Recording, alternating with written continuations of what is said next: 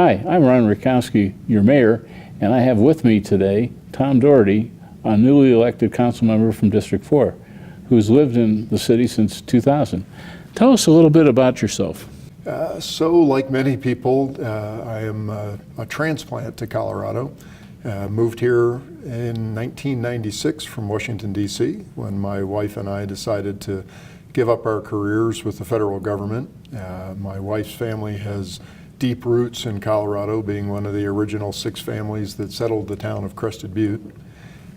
We had owned property here as an investment, and when we decided to leave DC and start a family, this is where we chose to come. Originally from Virginia, grew up in a military family, education, University of Maryland graduate with a double engineering degree, spent some time in the Navy, a brief but illustrious career cut short by a ruptured eardrum. Went on to work as a consulting engineer for a number of years. And then when I needed a career change, I did what most people do at that point, decided to join the Central Intelligence Agency, served with the CIA for 8 years, and then at a certain time decided it was time to pursue a safer, more normal occupation. Got out of the agency, went to law school, and that's what I've done for the last 20 years. Would you also mention just a little bit about your nuclear background and how that ties into what you're doing today? So I have a double degree. Part of that is nuclear engineering.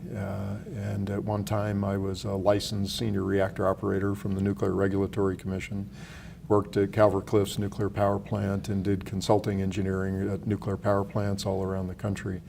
That background ties into a large part of my law practice right now, which is energy and utilities. And I have advised Colorado electric utilities about the current prospects for new nuclear power, potentially here in Colorado. But just in general, a lot of the work that I did back then as an engineer translates into the current challenges that we have in the state and the opportunities, as you and I have discussed, about looking at sustainability issues even here within the city. You have a very famous wife in the sense of being an integral part of Cherry Creek High School. Tell us about her and your children. Tracy is one of the assistant principals at Cherry Creek High School. She has been there somewhere on the order of about 14 years now. When we left the federal government, both of us needed to start new careers, and so she became an educator, a bilingual teacher in Denver Public Schools, and has worked her way up into administration. We have 2 children, both of which are products of Cherry Creek schools. Our son graduated from Cherry Creek High School and is a junior at the University of Michigan. Go Blue. And our daughter is a senior at Cherry Creek, and we are in the midst of awaiting college acceptances. Tell us what you like most about Greenwood Village, your neighborhood, and District 4.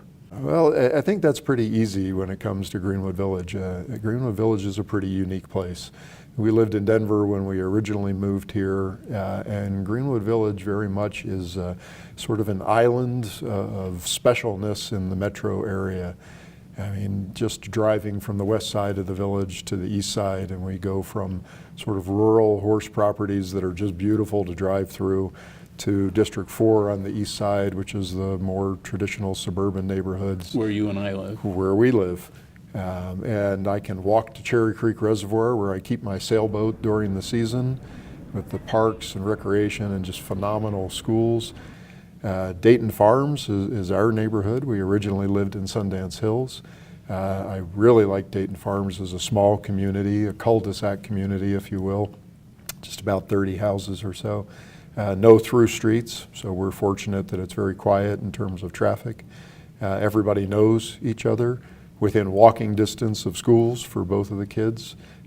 So it's sort of the ideal of where anybody would want to live in terms of a neighborhood and the city.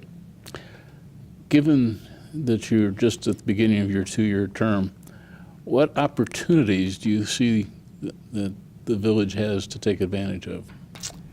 I think opportunity-wise, it's more of an issue of facing the challenges, where the waves washing up on our shore are the pressures of growth and traffic and population expansion, our opportunity is to rise to the challenge of figuring out how to keep Greenwood Village the special place that it is, to preserve what we have. We don't have a lot of new development that we have to face in terms of infill, but we will be looking at redevelopment opportunities, which I think will be the key to preserving our economic future, and also honestly recognizing the changing demographics of the city and the metro area, and not just responding to what's going on right now, but planning for the Greenwood Village of 10 years from now, and 20 years from now, and 40 years from now, when you and I are no longer here. But I want people to look back and say, Mayor Rakowski and the City Council of 2017 through 2019 really laid the groundwork so that Greenwood Village is still a special place at that point. Why did you decide to run for City Council? And given that you'll be with us for at least another 2 years, what can your constituents expect from you? I think in terms of the motivation for running for council, it's a combination of a few things. One, we've lived here for 17 years. It truly is the only home my kids have ever known in terms of where the age they were at when we moved here and having grown up.